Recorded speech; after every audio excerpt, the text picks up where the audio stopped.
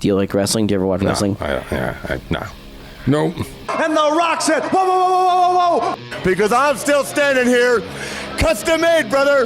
Woo! And I mean custom made, from the alligators to the Ole Cassini right here, Ric Flair.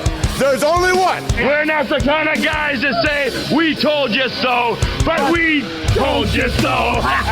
Yeah, no thank you from the Young Bucks. Watch Wrestling with Mike Wellman. You know who I am.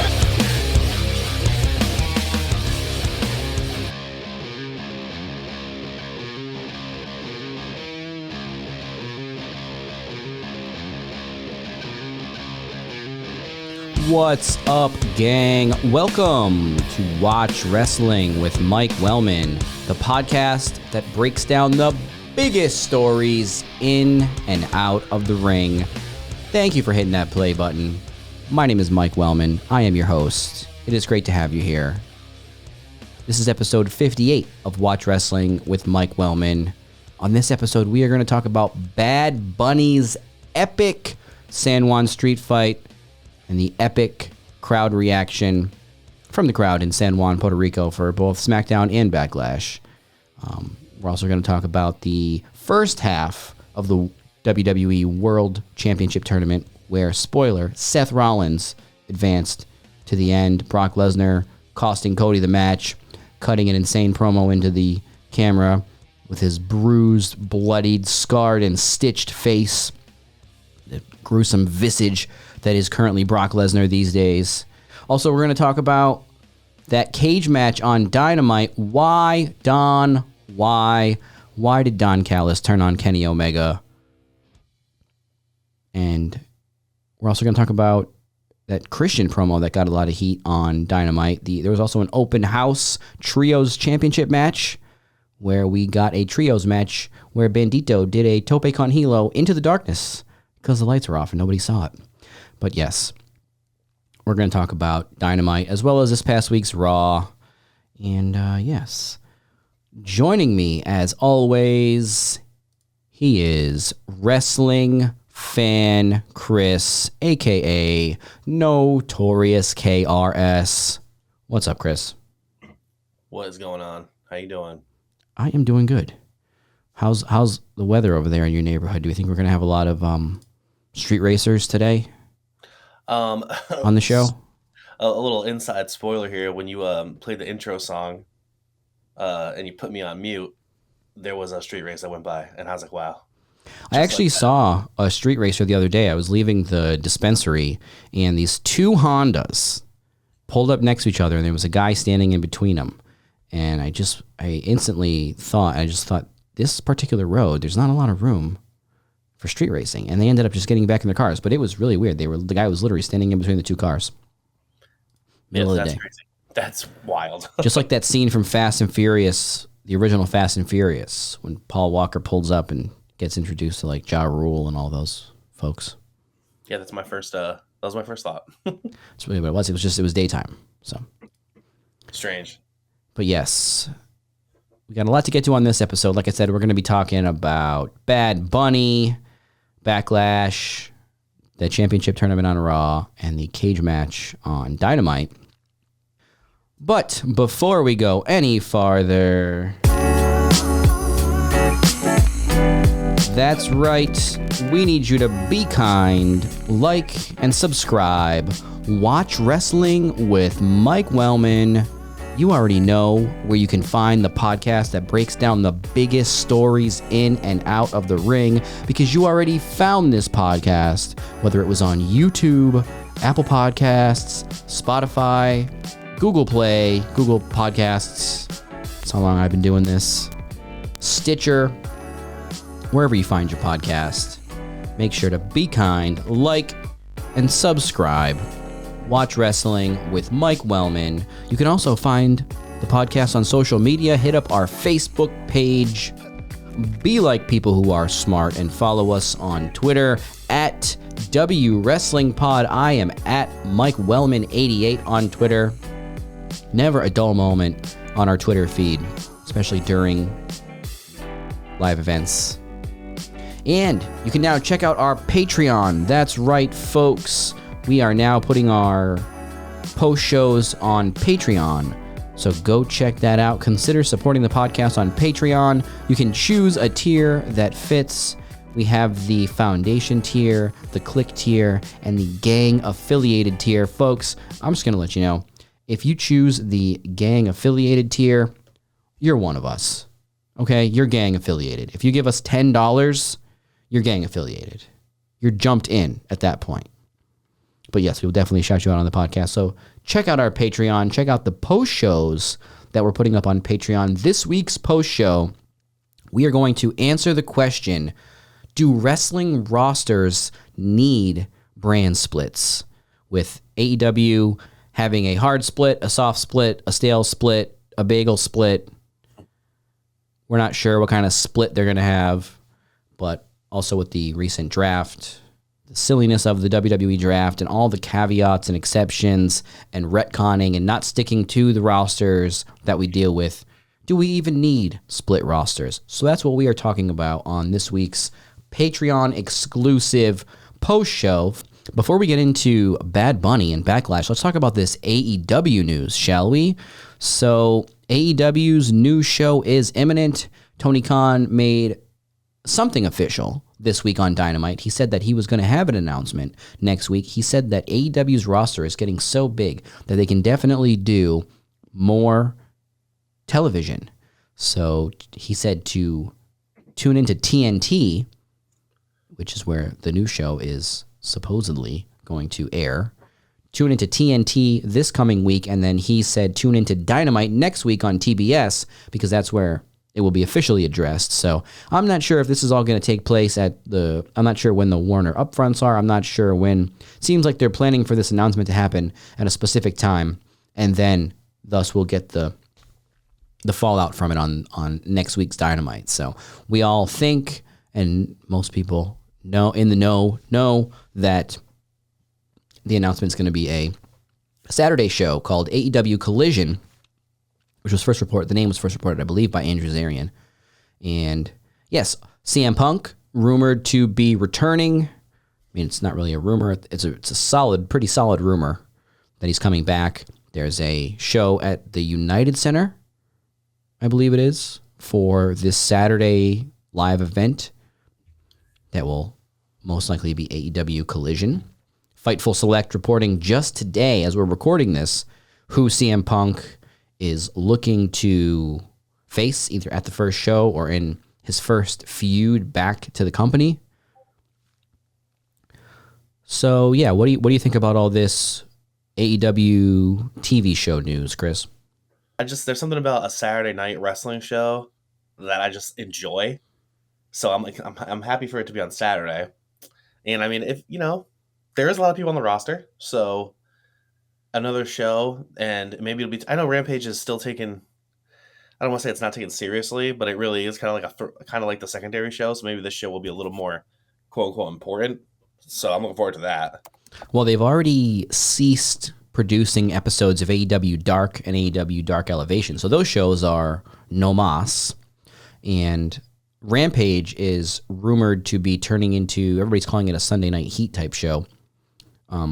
Still going to be taping Rampage, presumably, with Dynamites, but maybe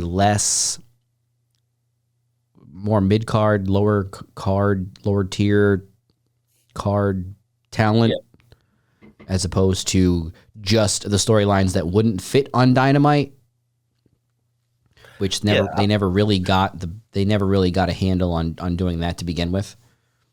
Yeah, I think that'll be better. I mean, that's a fine. I don't mind a show like that. If Dark and Dark Elevation are gone, like you said, they're gone, and Rampage is kind of that show now. Sure, and then the Saturday show and Dynamite, Collision and Dynamite will be the quote, like the big shows. I like that. Yes, like we said in the beginning, AEW is rumored to be planning a soft or hard roster split, where we're going to see some people on the show Collision, some people on Dynamite, some people who have been bitten on the arm will probably be on Dynamite. The biter of the arm will be on Collision, I would say. Well, the biter of the arm was fired. So. Oh, he's fired, yeah, sorry. Yeah, so the CM Punk being the marquee star to be featured on Saturday. Did you see, though, that fake, I guess it was fake. It looked pretty fake. That fake rumored roster that went around the internet? Oh, no. I think the person who made it even admitted that it was fake. Somebody made this like AEW Collision roster, like fake memo, and it had all these names on it, like Dax Hardwood and Christ Jericho. And it was just like if you had all your AEW action figures out and you made a pile of the guys that you thought are friends with CM Punk, I guess. Because, it's got like CM Punk on it. I believe Danhausen was on it, which I would guess we're probably going to see hopefully a lot more of Danhausen on AEW TV. I think he's still recovering from an injury at this point, but hopefully there's room on that Saturday show for Danhausen to win some matches. AEW. But anyways, yes, names like Christ Jericho, Dax Hardwood. Then there was like at the bottom of the list, it says Matt Cardona debuting on like the first episode. It was just like this fantasy thing. It was hilarious. But it did make me think what names we might see on the Saturday show. And I would guess people like Punk, FTR, Danhausen. Who knows? I mean, that sounds like a good show to me. Yeah, but the rumor was that the roster being partially split was because the Young Bucks or Kenny Omega or someone did not reconcile with Philip Seymour Punk, who is coming back for this show. So, but they definitely have enough talent to spread across two shows, that's for sure. Especially when you have guys like Jay White and Juice Robinson like working matches on Rampage. Oh, exactly, yeah. I could easily see Jay White going over to the Saturday show, and to me, that's a great feud for Punk. Is Jay White? Oh, I'd love to see that. That's great. But yes, Fightful Select reporting that Punk. The original rumor was Punk is going to be working with Jericho. They allegedly had a somewhat productive meeting as far as working together in the future goes. So then they might be maybe saving that one. I feel like that's kind of a big match to just put on to start. Yeah. They might still start the feud initially, but the reporting by Fightful says that CM Punk is pushing to work with 01 Samoa Joe, which I think is a great idea. Yes, there's another guy. I know Joe has had the TNT title and the ROH television title, but I mean, he's another guy who can just be prominent on the Saturday show, and a feud with him and Punk, I'm down for that too. It's going to be great. I've said a lot of bad stuff about CM Punk on this show, I think, but when it comes down to it, the guy can still talk, he can still work, and he kind of knows wrestling, so it's going to be great. That'll be great.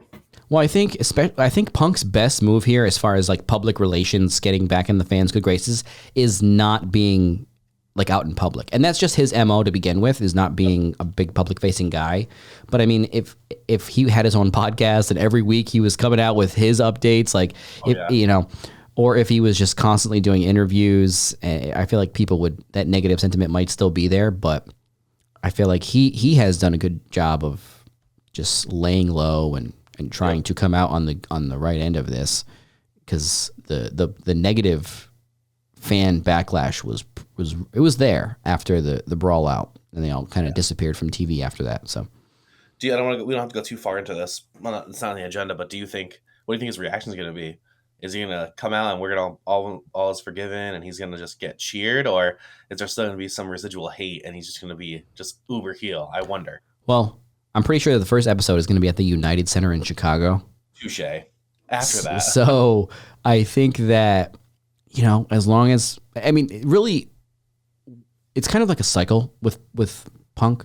It's just a matter of, and I'm starting to think that everything is kind of this type of cycle. Like my own life is also this kind of a cycle where it's like you start off saying you're going to behave yourself, and you start off saying you're going to work hard and that you're just here to do only good things. And then as the days go on, like I said, it's like a cycle. Yep. People get under your skin, certain type of person, things get said, small things get said, then big things get said, then it blows up, and then it's like, F this, F everyone. This is just my normal Monday through Friday at work.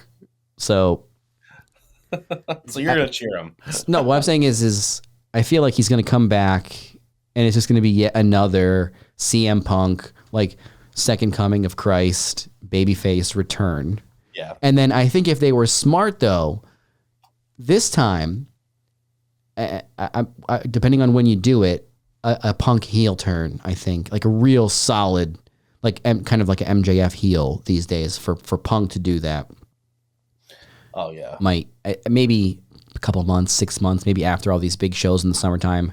But I feel like in order for Punk for you to get the most out of Punk, you do that, like I said, yet another big return as a babyface. I mean, you could even kick someone in the nuts like night one if you wanted to. Like Punk could come out and say like, oh, I've wanted to wrestle someone I respect so much, Samoa Joe, and then they shake hands and then Punk turns, like something like that. You could do it right away. Or you could have him do it in the match, wins the match with a low blow, and then you're just off to the races with Punk as a heel. Yeah. But I think that the fans will love him. And because, like I said, not enough stuff came out about the Brawl Out to be officially, like, we have all these stories of all of our favorite wrestlers, all these Kevin Nash stories and Shawn Michaels and all these people from 20, 30 years ago. And we can say what happened on this day and at this show. But these guys have all kept quiet for the reasons that they have. So we don't really know. We only have speculation. And I think a lot of fans tune that stuff out, to be honest, especially when it's their favorites. I think you're right. It'll be interesting to see where they go, where the fans go with him, and where AEW, how they use him. So, but I'm glad he's back, honestly. If the rumors are true, and that's pretty set in stone, right? So that's going to be fun. Summer of Punk 2.0. Well, the summer really got started in San Juan last week because this crowd was an all-timer as far as great wrestling crowds at SmackDown and Backlash in San Juan, Puerto Rico. Yeah, it's so nice. It's refreshing to see a crowd who's that involved. I loved it. Oh, you said it was nice and refreshing. I thought you were talking about maybe like the beaches of Puerto Rico or something. Well, probably are. I've never been there, but I hear they're great.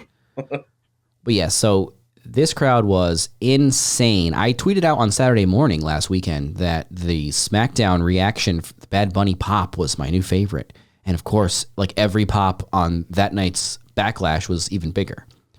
But yes, it's called the Bad Bunny pop now, folks, because this crowd was roaring. So first Friday night, we get Bad Bunny coming out to save the day with the LWO, just walking out looking like a badass, getting, again, one of the biggest crowd reactions I've ever seen. And then the following night at Backlash, first of all, just everybody got an insane crowd reaction at Backlash. Yeah. And they also they did this both nights, but the drone footage, did you see that? Oh, yeah. That was great. I thought that was awesome. Very good, yep. And I think they should do that. They should do more of that because it just makes it look like, I was like, at first I thought it was taped because, it's hard to pull that stuff off. So I figured it might have been taped where they taped some arena footage, like that footage you see of an arena. When they're doing the voiceovers, like coming to this city, like we're going to Saudi Arabia, all this stuff. It's all taped. It's not obviously happening live. So it just made, except when there's like the fireworks, going on the outside and stuff. But I first thought it was taped and they go in the arena and it's just like the fans. I'm like, wow, it also reminded me of like when they would have those blimps floating around the arena back in the day. Yeah, so that was interesting. The whole show was definitely like the best Backlash in quite a long time. I was saying before we started recording that we used to get on this show like the Monday after a Backlash and be like, "Hey, did you watch Backlash?" No, me neither. Yeah, I can't remember that. The last Backlash I remember watching was way back when SmackDown and Raw had different pay-per-views. Not like back in 3, but like the last time they actually did a real brand split, and there was a pay-per-view every 2 weeks. Remember that 6-month reign? And that's the last Backlash I remember actually watching. Yeah, I mean, we would go back and talk about it and stuff, but it was just as far as being appointment viewing, like in the past few years, WWE pay-per-views have not been, but that has changed recently. And yeah, they're doing a great job with these secondary shows, making them, for one, have importance match-wise, and then two, just the crowd reactions. I mean, they had the Clash at the Castle. That was a huge event. They obviously Elimination Chamber, which we talked about in Montreal. Sami Zayn getting like the pop, a hero's welcome.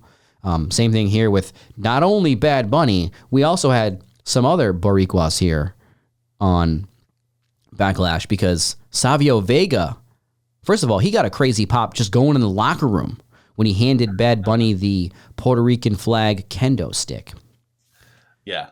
And the crowd went nuts just for seeing Savio in the back. So then during the match, first of all, Bad Bunny coming out, the crowd just singing, the entire crowd singing his song. That was epic. Oh, yeah. And Damian Priest did a good job. One thing I thought was really funny is that obviously Puerto Rico is known for bloody, violent bouts and throughout its history. And we had a San Juan street fight with Bad Bunny and Damian Priest. No blood. Yeah, sorry. Later that night, Brock Lesnar looked like a baby just born, covered in blood. So I thought that was interesting. But yes, the match itself was a good match. We got a Michinoku driver. We got a Falcon Arrow, which I believe Michael Cole called a Michinoku driver. Great job, Mike. And yes, Bad Bunny just pulling out all these new moves. And I think that Bad Bunny is going to be my all-time favorite. What would you call him? A celebrity turned wrestler? Yeah. Because, I mean, I talked about his entrance at WrestleMania when he came out on the big semi-truck, rapping his own song. This time he comes out, the entire crowd is singing his song. He had a great match, pulling out all the stops. He did the dive onto the outside. Nothing, he didn't shy away from any aspects of this match. The kendo stick shots, all of it. And then, yes, this thing was a little overbooked, but not in a bad way. The Judgment Day, Dom, and Fin coming out. And the first thing that really popped me was the fact that like they ended up getting cornered where Savio Vega comes out and they can't get to the back. And it's like Finn Balor and Prison Dom, they're scared of Savio Vega. It's like, you should be scared of Savio Vega. That's right. No matter how old he is. And then what does he do? Obviously, he kicked him right in the face. But yes, we also got the return, hopefully return. This is another thing that we see a lot of one-off appearances of is Carlito, folks, returning at Backlash. Haven't seen Carlito since... Wasn't he on that show? Wasn't he on that show Glow on Netflix? Yes, he was. Haven't seen Carlito since last episode he was on of Glow on Netflix. Remember when he was on Remember he was in that Royal Rumble that year? And we thought, man, he's coming back, and then we just never saw him again. Yeah, and it might be the same thing here, but this time he did get a lot of. I think the crowd reaction just told people that there's obviously nostalgia for Carlito, but just obviously it was Puerto Rico. So you have Carlito, you have Savio Vega, then obviously also the LWO comes out, Rey Mysterio. You have all the Latinos in the ring, all wearing the Puerto Rican LWO shirt that they probably sold a lot of. Those LWO shirts, they're moving those shirts. But yes, just huge crowd reactions for people who you would never think would get giant crowd reactions like that, Savio Vega and Carlito. Nonetheless, they were basically some of the biggest stars on the show, it seemed like. I mean, yeah, it makes sense to your point earlier about the like B, quote unquote, B shows. They should be in places like this.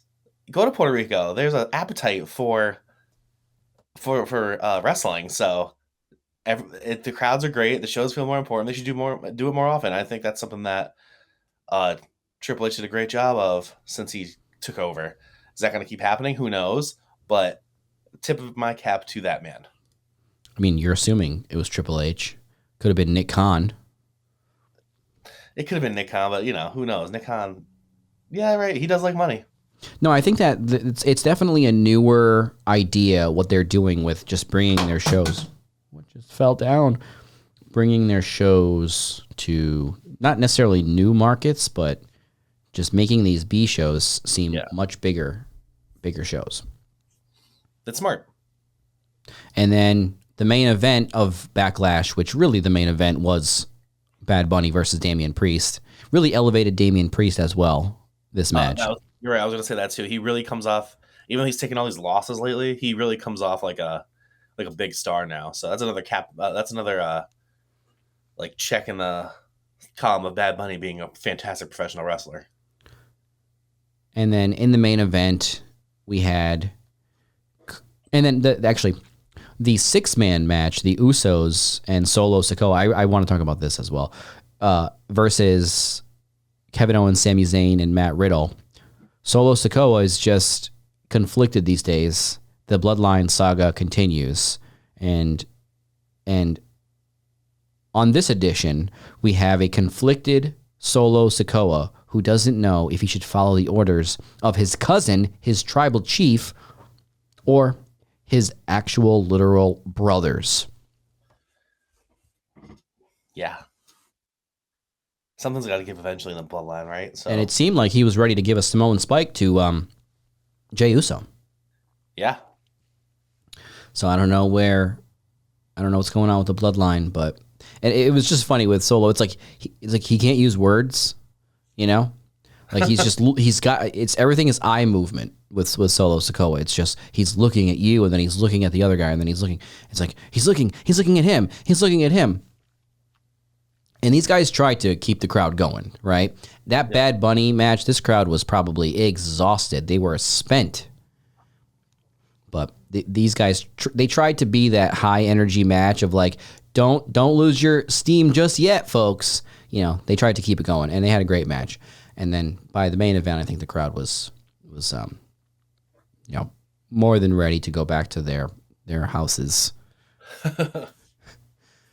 I mean, at least, all the people there live within driving distance. Nobody's got to travel very far to get home.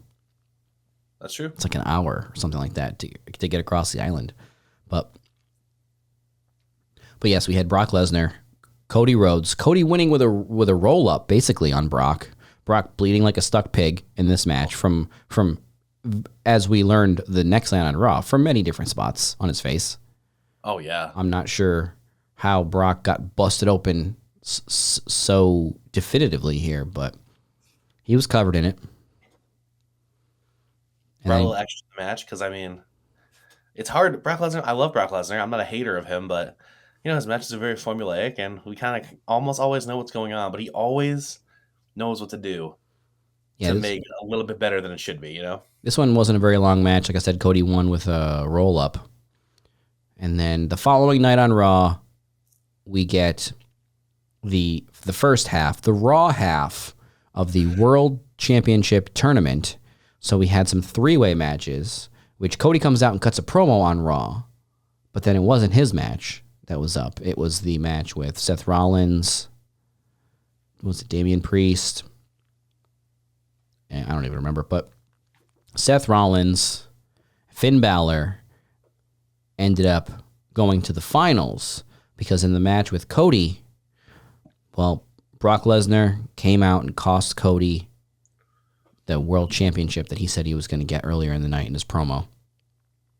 So that's 2 world championships that Cody said he was going to win, but then didn't. I'm going to say, yeah, it's not looking great. Well, actually, was it 2? I don't know if he actually said in any promos that he planned on winning the AEW championship. But yes, Brock comes out of the crowd, destroys Cody, costs him the match, and then cuts this wild promo into the microphone. This was an all-timer for Brock Lesnar promos, I think. Oh, absolutely. I could watch it over and over again. Because it was hilarious. It was very Brock, but it was also very good. You don't really get this level of like Brock Lesnar trying to be emotional, because he's the beast, right? He's a former UFC champion. He's not really afraid of anybody, right? And now he wants to fight. So now Brock Lesnar wants to fight Cody Rhodes at Night of Champions. What does that mean? I don't know. I mean, are they going to do drug testing for this fight? Oh. Are they going to do a weigh-in? Who knows? Maybe. I think Brock at this point is above the heavyweight limit. Where's Dan Severn? Can he be the special referee? Oh, I think we need Daniel Cormier to come back. Oh, yes. I don't know if DC would want to fly all the way to Saudi Arabia for this one, but oh God, no, I wouldn't. There you go. Set up DC versus Brock. Who knows though? Maybe. Yeah. Hey, they were using WWE guys on the UFC pay-per-view last week too. They were talking about what makes a good heel on the UFC pay-per-view, which I remember a time where if you use the word heel on a UFC pay-per-view, it was very uncouth to talk about pro wrestling at all. I can imagine. The fake stuff over there. Heels. It's fake. Don't talk about that. So, but yes, back to Brock Lesnar. He's got cuts all over his face. Like, I really thought that when Brock was doing, like, screaming into the microphone, I thought his face was going to bust open like Ric Flair style, where it just starts bleeding. Me too. While he's talking. Oh. But yes, he was red in the face, furious that he lost to Cody. So now he wants to fight Cody. So I feel bad for Cody in that one. You know he's probably going to end up beating Roman Reigns at next WrestleMania, but it's not going to matter at all. Poor guy. I don't know what's going to happen with Roman or the title or anything. I felt like they had their moment. WrestleMania was the moment. Now you literally have to keep the belt on Roman forever. Yeah. There will never be another moment, ever. I can't believe that they blew Sami Zayn's moment and Cody Rhodes' moment in a matter of 2 months. Yes. But no, I don't know. Maybe it will be Cody next year at WrestleMania. That would be a long way off. But yeah, so when the championship tournament was happening, you have Rollins, who already had advanced to the finals in his triple threat match. And then during the match with Cody, I was looking at the three guys and I'm like, it's going to be Cody. But then I thought, but then it would be Cody versus Seth Rollins like tonight, like that night on Raw. And then I thought, are they really going to do like another Cody and Seth Rollins match just on Raw unannounced? Like, wouldn't they want to build to that? Yeah. And then as I'm thinking, this is when Brock Lesnar comes out and attacked Cody. So it's like, okay, well, there you go. Finn Balor made it to the finals of the to the semifinals, I guess, because it was the Raw bracket. Yep. Then Seth Rollins advancing. We were not sure who he's going to face from SmackDown, but I would say Seth Rollins is a good bet to win this title. I think so too. I think he's the perfect first champion to legitimize the new world championship. Yeah. I mean, you were thinking, Nakamura was in that match. That's what you forgot. And I was hoping that he was at least going to get to the semifinal. I don't like the way they constructed the triple threat matches. I think it should have been him versus Seth Rollins in this semifinal match, even if he takes the loss, because we were almost there with him, and now we're just back to garbage. Well, I kind of think that they were kind of admitting that they don't think their fans have any attention span, because they could have done like they could have done a 16-man tournament where it's like matches, like opening round matches on Raw, SmackDown. You didn't have to, first of all, you didn't have to include the SmackDown guys at all. I know. For some reason, because it's the Raw world title, basically. But they did. So does that mean if someone from SmackDown wins it, they're on Raw? So why even? Yeah, it does. Draft? So weird. It means that they would be drafted to SmackDown, and then because they're now the champion, they have to move over to Raw. Which you had a draft. Now it's going to be super imbalanced. You're going to have one megastar from SmackDown, championship quality, obviously just proved themselves by winning the championship. Now you're giving up a champion, giving him over to the other brand, just because. Man, Survivor Series is going to be crazy. I'm just kidding. So what else happened? We had Brock and Cody getting into it on Raw. We had an interesting promo from Trish, just crapping all over Becky Lynch. Trish is back in full heel form. Looks like she's sticking around, especially based off of that promo. That is not a promo that somebody cuts when they are coming back for a brief shot. Yeah, we were talking about this on past shows. Like, is she going to come back after the heel turn? We kind of knew, right? But it's great. I'm glad she's back. I'm glad she's cutting promos, and it seems like she's really into it and going to be good. So that's going to be great. It really was a good promo. It was great. It was very entertaining. I forgot how good she actually was. I don't even remember. I'm just blocking out my mind, but I don't really remember her being that good of a promo. But hey, good for me now. We also had the arrival on Raw of 2/3 of Imperium, and Ludwig Kaiser let everybody know that Der Ring General will be on Raw this coming week. So watch out. Gunta coming to Raw, folks. That's great. Love it. I want those. I know we can't take the tag belts off of Sami Zayn and Kevin Owens. I know. But I want Imperium to have all the gold. They're good. And this was like this episode of Raw in general this week kind of gave me a little bit of hope. Not that any of these stories would ever get satisfyingly finished or anything like that, but just in general that they're not going to completely botch and ruin every single character on this roster. Because you had Imperium coming in. This guy, Ludwig Kaiser, comes in and he's like walking around the locker room, just talking to kind of no one, but also to everyone. Gets in Kevin Owens and Sami Zayn's face about that. Just, I mean, if you're in the faction with Gunta, then yes, you need to warn people ahead of the arrival of Gunta. Absolutely.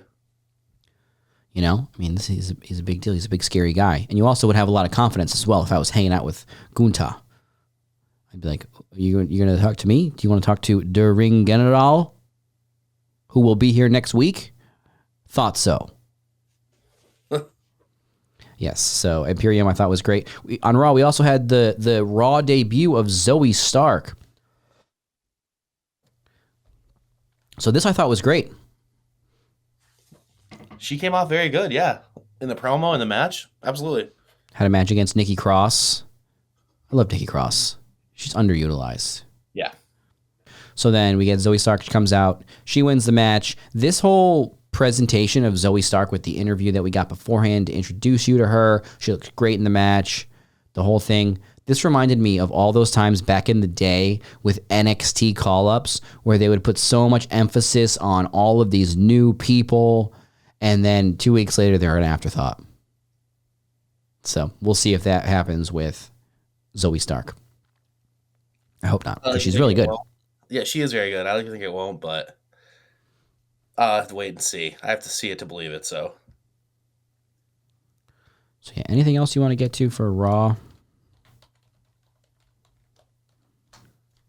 Or really WWE in general?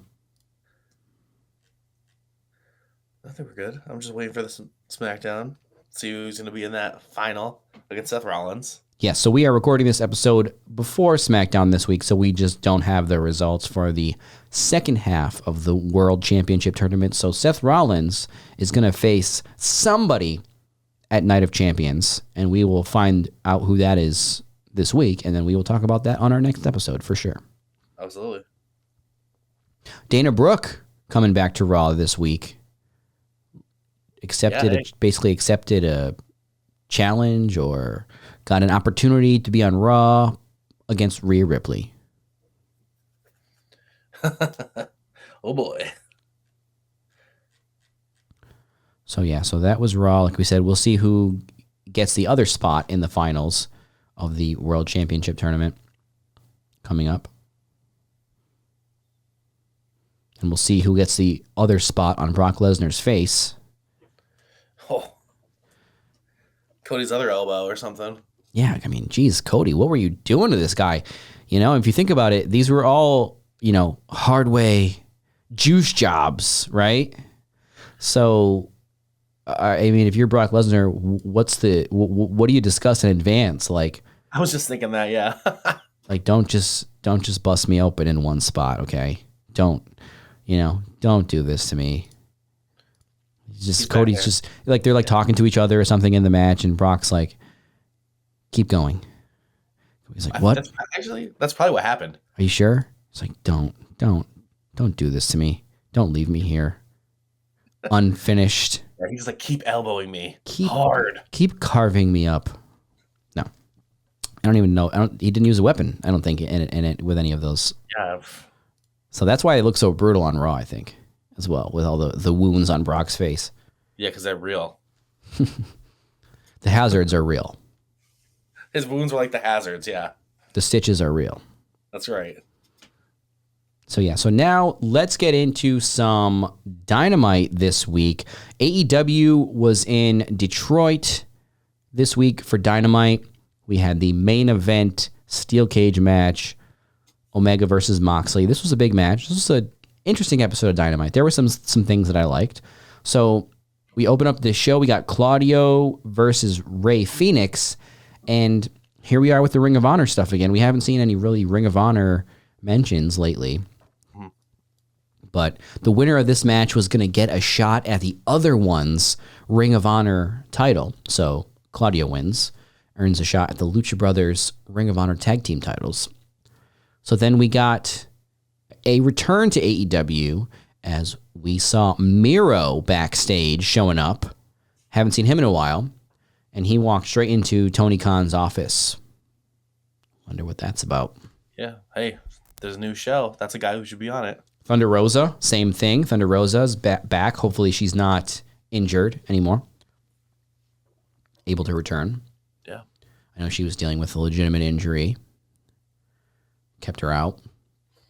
So then we got, all throughout the show, we got these promos, these segments about each of the 4 pillars. And I talked at length on our last episode about my thoughts on this 4 pillars AEW championship main event for Double or Nothing.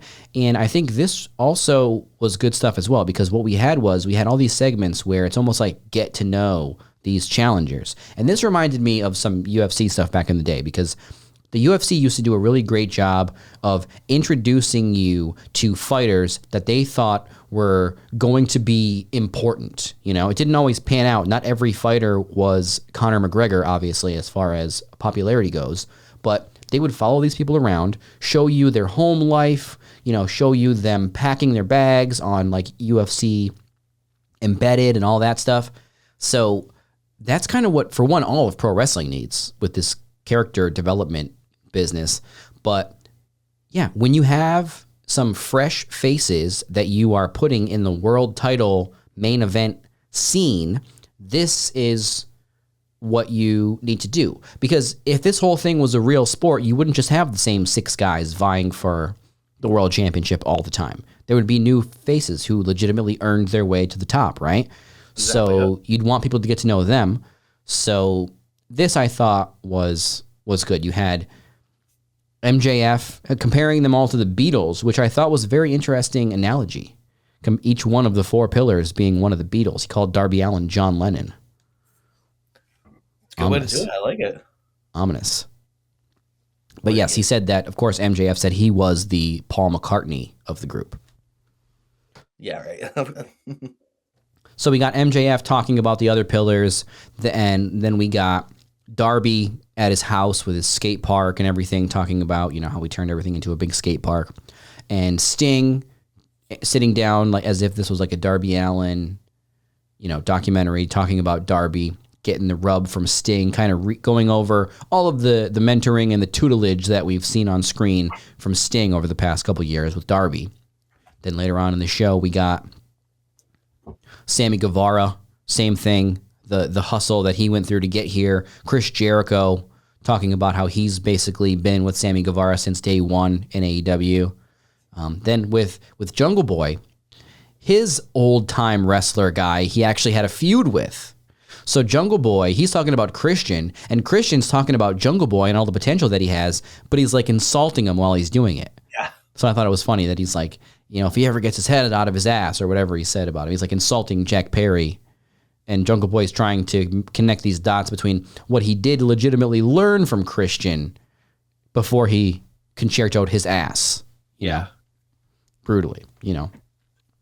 So that one was interesting. But yeah, it gave us a little bit more of like, what are these guys fighting for? You know, because like, again, that's what you have to do with new challengers. To be honest, they could have done this with a lot of these AEW guys at the start of the company when Dynamite first started. To be honest, people like Kenny Omega could have used some of these promos. And even these guys, when they bring them in, like you're supposed to know who these guys are, like when they brought in Vikingo. Same thing. You could have had they showed a video like that night on Dynamite, I believe. But this is the kind of backstory stuff that you need to invest in, a little bit of the following them around, watching them in their lives, getting to know these characters. Why are they important? Why should you care about them? You know? Yep.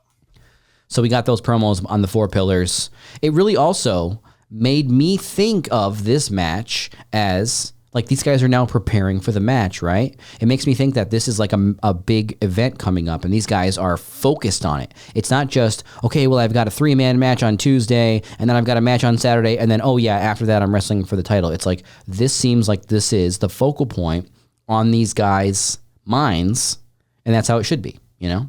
Exactly. I like that. Yep. So then we got a segment with FTR coming out. They get interrupted by this group should have a name. The Sanjay Dutt, Jeff Jarrett. I know everybody likes Jeff Jarrett and thinks he's doing so awesome, and he hasn't been doing bad in the ring, but I'm just never not sick of Jeff Jarrett. You know? You're like a TNA fan from 2004 to 2014. No thanks, Jeff Jarrett. It's like, and he's not even doing anything bad. I can't think to anything that was particularly cringeworthy or bad. It's just, I just, he comes out and I'm like, next segment, please. Yeah, I mean, I think it also could be because, and why is Jarrett doing that stuff? You know, couldn't it be someone else who's not like Jeff Jarrett? Anyone else? Maybe someone you want to push? That's what I get from it. You know, from me.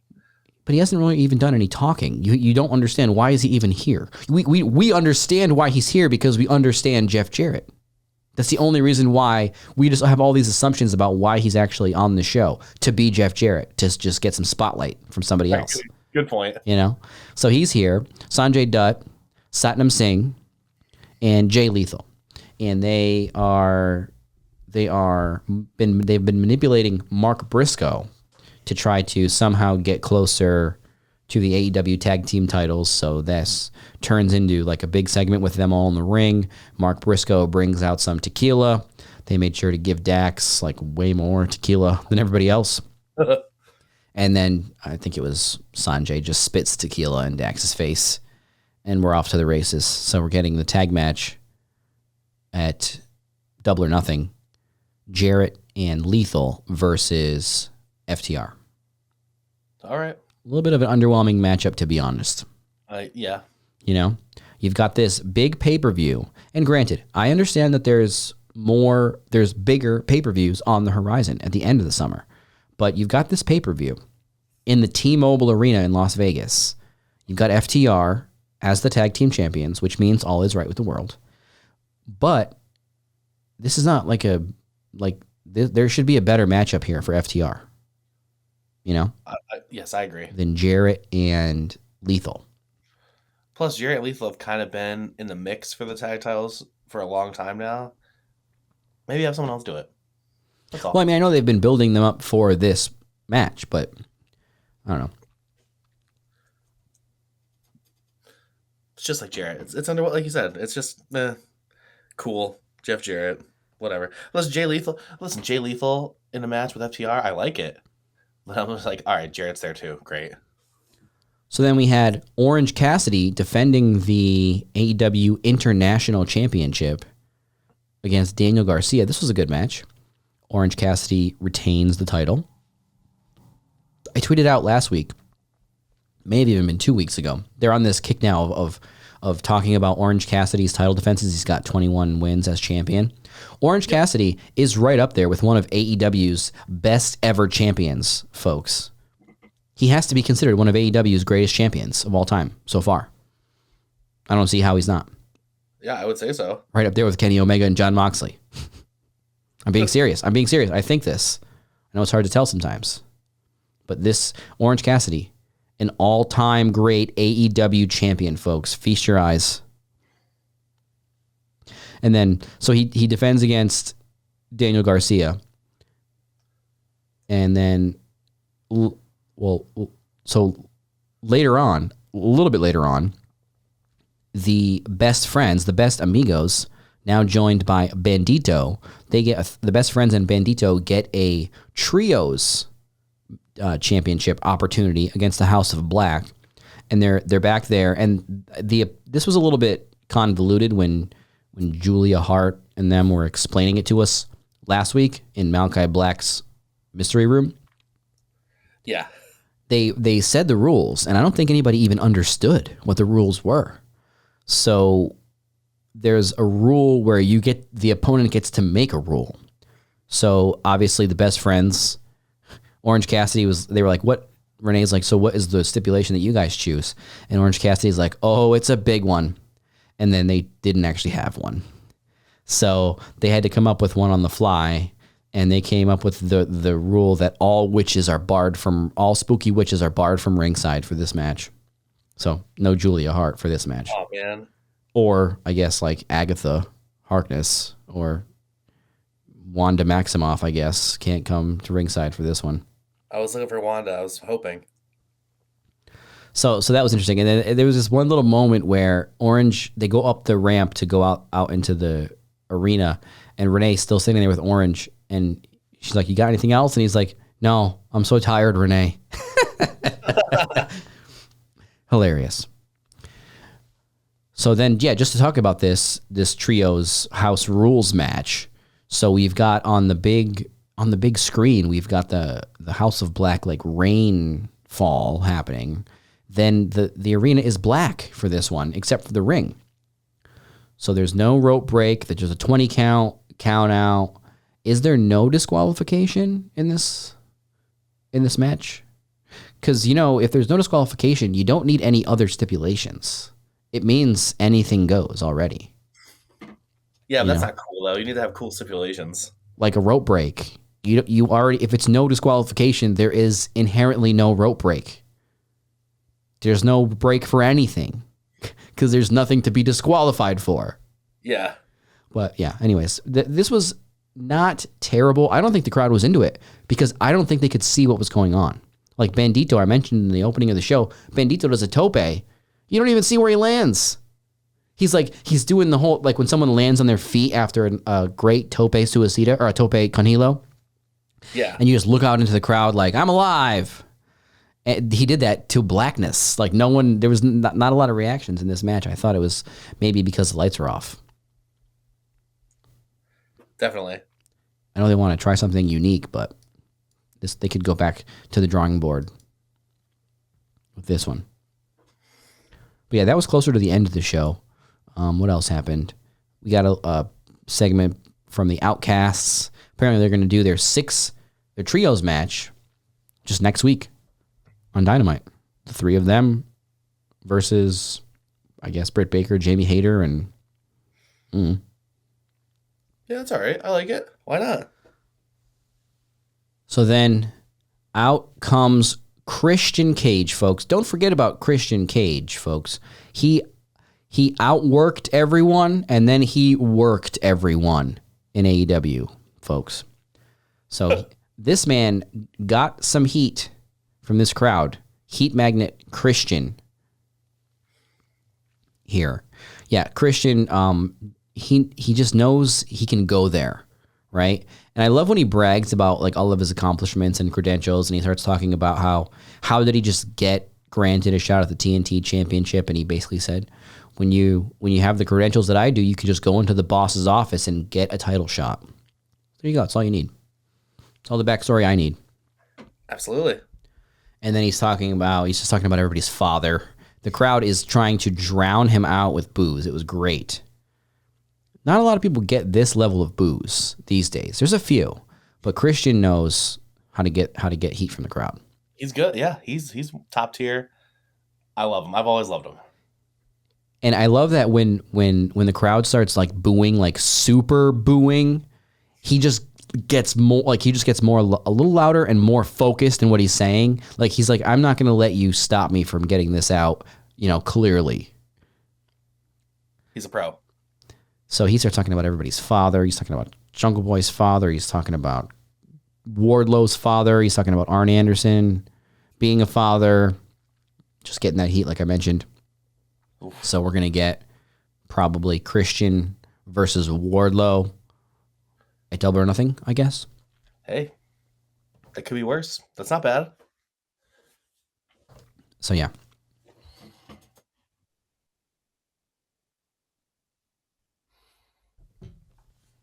What else happened on Dynamite? Oh, we had this no-holds-barred match.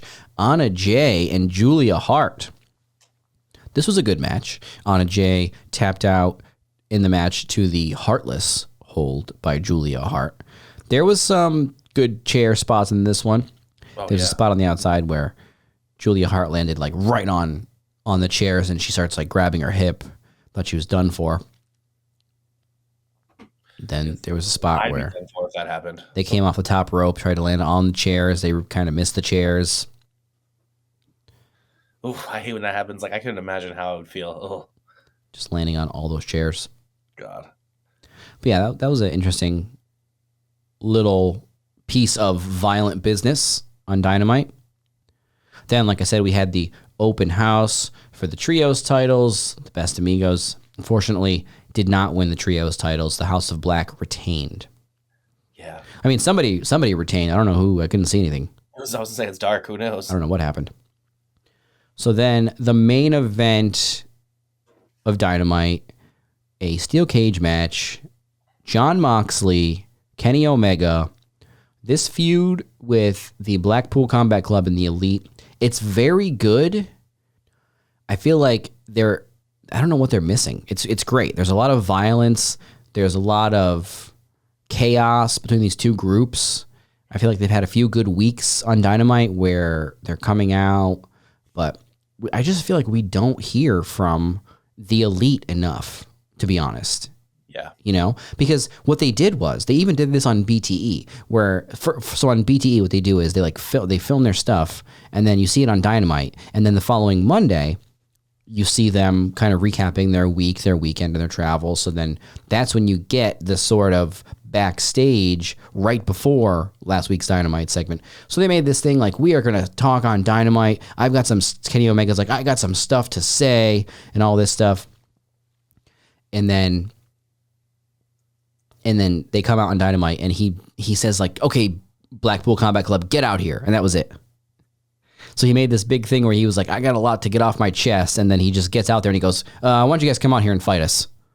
Like right away. So that's kind of funny that happened. But at the same time, you know, everybody else, like the Blackpool Combat Club, they were backstage giving their cool dudes promo about how they're all training together and they're going to be the best wrestlers. The Elite's kind of just like around a lot of the time, you know? They're just around super kicking people. And I feel like they could be on camera more and like talking and you know, like some of the stuff they do on BTE, you know, they never have those kind of segments on Dynamite. Yeah. You know? Yeah, I think you're right. I think it feels like the feud, like the Blackpool Combat Club is like, they're really, really into it. And the Elite is just like, all right, fine. I guess I'll wrestle you, whatever. Yeah, the Blackpool Combat Club they're just such an intense group. They're just always out here to beat people up. And it's just the individuals in the group, they're just so ruthless as well. Like Claudio is just so strong and he's just always trying to completely beat the crap out of somebody. Even in the match he had with Phoenix, he's like beating the crap out of Phoenix in this match. Yeah. So he's super hardcore. And then you got Moxley, who is just completely deranged and unhinged. He's out of control, yeah. You know, as we saw in this cage match. So this match gets started. So Bryan Danielson is on commentary for this match, which I thought was great as well. I mean, if there is an MVP so far in this Blackpool Combat Club versus Elite feud, it's got to be Danielson. Yeah. So he's on commentary. Omega comes down to the ring. Mox is already in the ring. They start brawling on the ramp. So this steel cage match starts off on the ramp. They're brawling. Then the Blackpool Combat Club comes out. Now they're beating on Kenny Omega. He's not even in the ring yet. And then, of course, the Elite or the Young Bucks come out. They're super kicking people. They're just everybody's leaping off the ramp, you know. Yeah. So then that's how they kind of get these two groups out of the way. Like usually that happens towards the end of the match. This time they just decided, let's eliminate all the third parties in the beginning of the match so we can just get right to it. So then in the end, when the thing happens, you're not saying, well, where was this guy? Where was that guy? You know? Yeah, smart. I liked it. It was good. It's logical. So this cage match was pretty brutal. Right off the bat, we're getting the barbed wire wrapped steel chair across Jon Moxley's back. There's all these little red dots all over his back. These guys are just killing each other with this chair. We also had some broken glass in this one. Broken glass. Moxley just had a bag of glass, so it wasn't even like we broke something that was glass. You just had some pre-broken glass. This degenerate Jon Moxley. Yeah, not good. Don't like it. Who carries this stuff around them? Does he travel with just broken glass through the airport? Oh, I hope not. Does he make...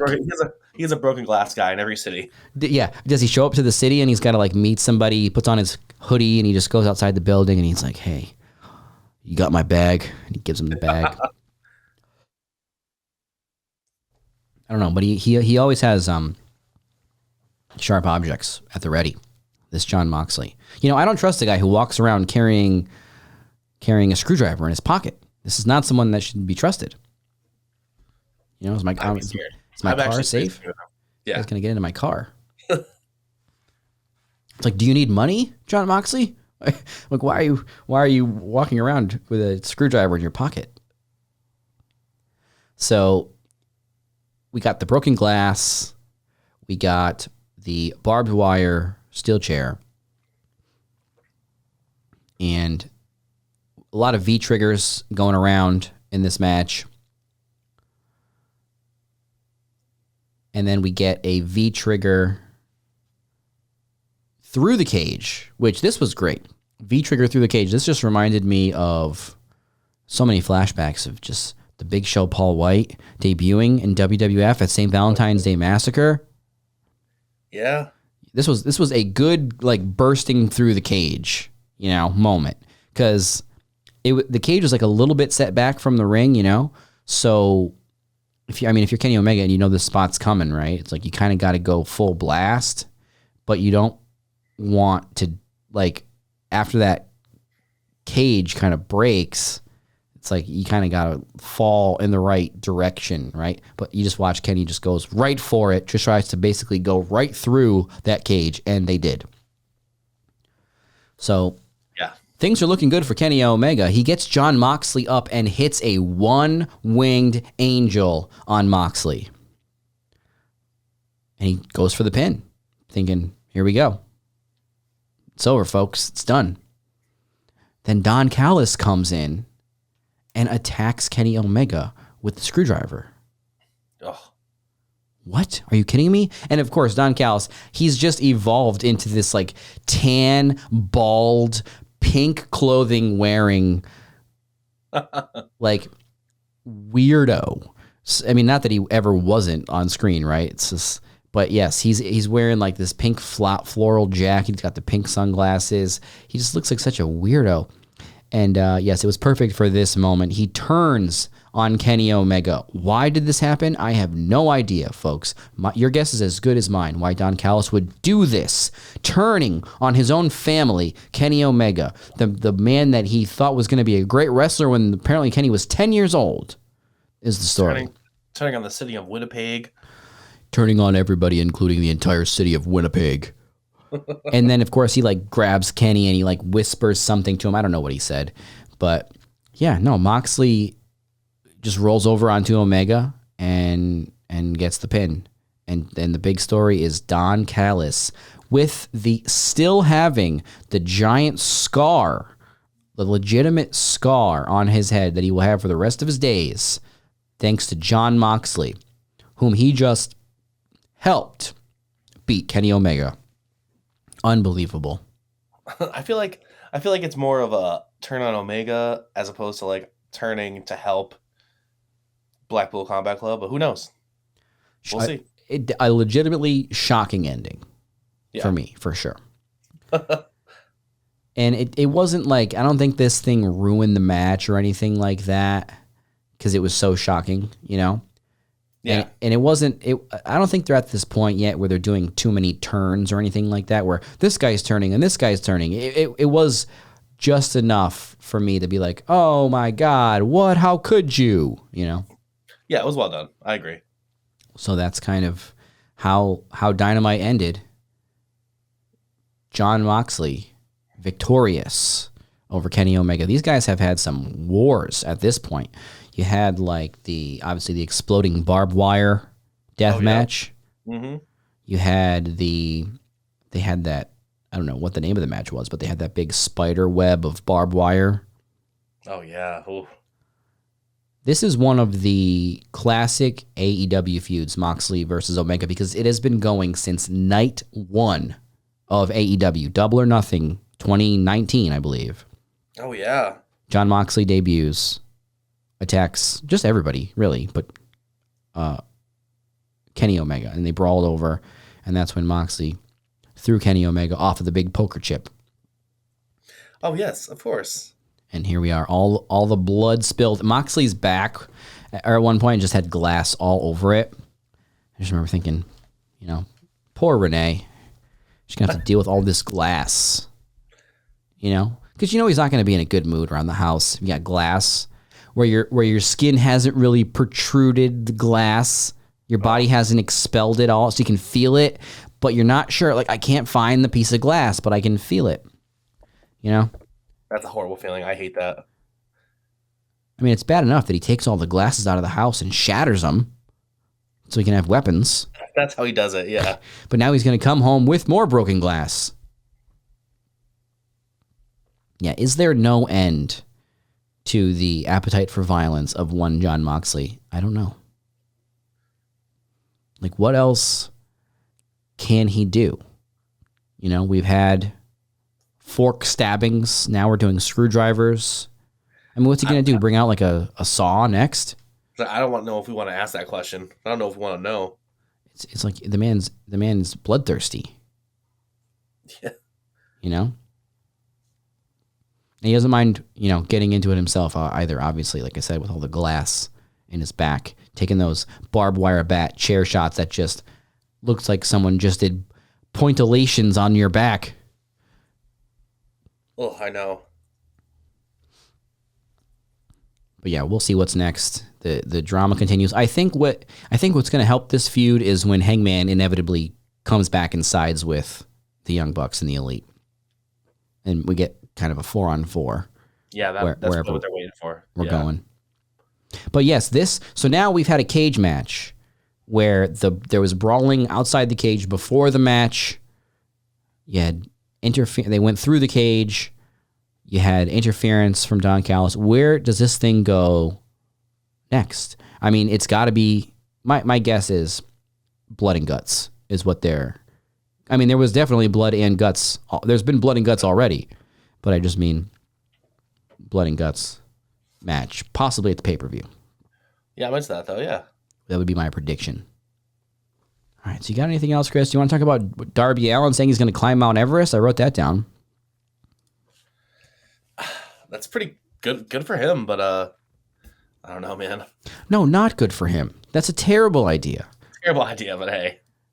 Don't do this, Darby Allin, please. Maybe don't climb Mount Everest. Maybe like drive some sort of like car over a hill to Mount Everest. I don't know. I mean, I would even tell him not to do that, like the jumping Jeep Cherokees. I was trying to show my 4-year-old daughter when they on the Dynamite. I'm kind of doing a self-tell here that my daughter was watching Dynamite, but I was trying to rewind to the exact moment where he did the backflip, or the backflip on a big wheel. Oh yeah. I thought he should do this. He should do this in a match. Figure out a way to get a big wheel into the ring and do a backflip on a big wheel in a match. That's gonna happen. But yes, Darby has done so much crazy stuff, and he told TMZ this week that he's going to climb Mount Everest next year. I say, please do not do this, please. Yeah, he has so much life. You're right. There's no reason to attempt this.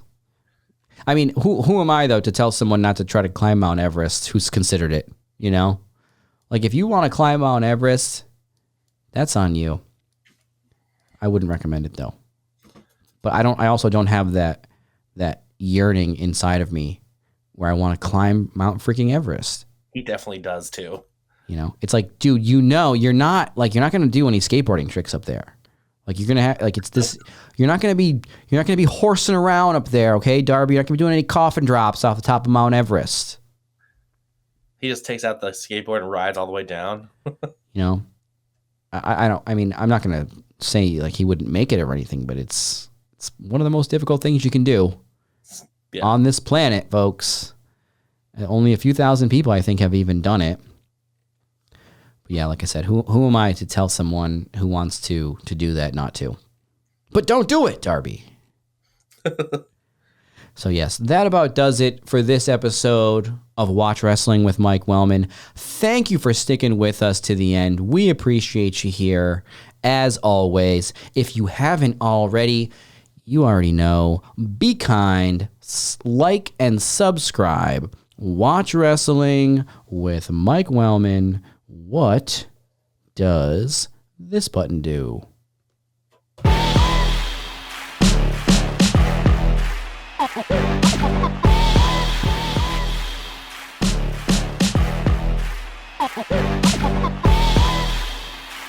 I'm not the biggest fan of sports entertainment, but That was pretty entertaining. There's people in there! You want to make big money, you got to do big boy shit, you know? He may need attention. You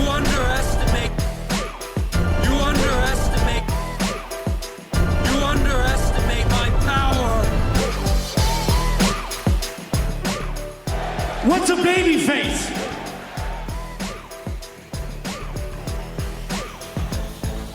Won't open. Won't open. Not this one. Not this one. None of them open. Somebody hit somebody! Still selling fake doors. We have fake doors like you wouldn't believe. What are you worried about? Come get fake doors. Call us up and order some fake doors. Don't even hesitate. Watch Wrestling with Mike Wellman.